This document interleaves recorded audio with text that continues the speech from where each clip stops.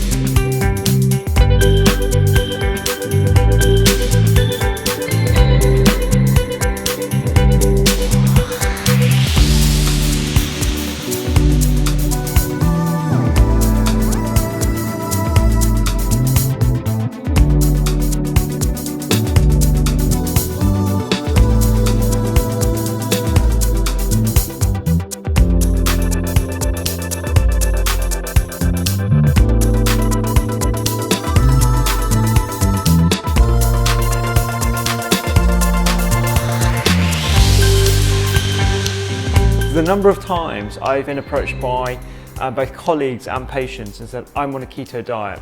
Yes. And in my initial, and I shouldn't really, but my initial thing is like, I really don't think you're on a keto diet, because that is a very strict diet. You know, really, for everybody just to understand, it's just really that we're actually encouraging the body just to utilise fat as its primary fuel. Yeah. And by actually adjusting that fueling system in the body, you end up really delivering a cascade of changes across multiple biochemical pathways, and that's probably where it delivers its therapeutic effects. Yeah. I was working in a community hospital, and we had a referral from the neurologist that did clinics at the hospital for a ketogenic diet, and we didn't do ketogenic diets. That wasn't part of our clinical practice. We knew it was done for children, but not for adults. This was an adult. And so I started investigating the possibilities for adults particularly, and really struggled to find other people involved. Most of the information I managed to gather really came from abroad, maybe from dietitians in South Africa or in America. Oh, right, okay. So there is much more interest, and the interest has been developing over the world, over the last 8-10 years for adults. Certainly it's been accelerating. And do you think the patient interest in this is really driving a greater awareness in the clinical community?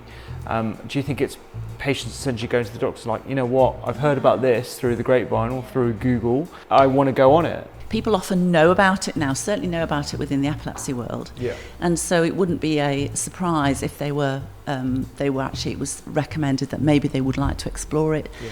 But it's not used as a first-line treatment. It's used when the individual has actually failed medications. You know, even as a dietitian who knows that it works, I think that it's not necessarily the right thing for everybody at all. Yeah. And if one, maybe if you can try one medication, it works, and you don't get side effects from that medication, that's great. Yeah. That's great. Mm-hmm. But if you are taking drug after drug or building up a number of drugs, you're getting side effects from those medications, then really those individuals ideally need to be offered the opportunity, if they wish, to explore this.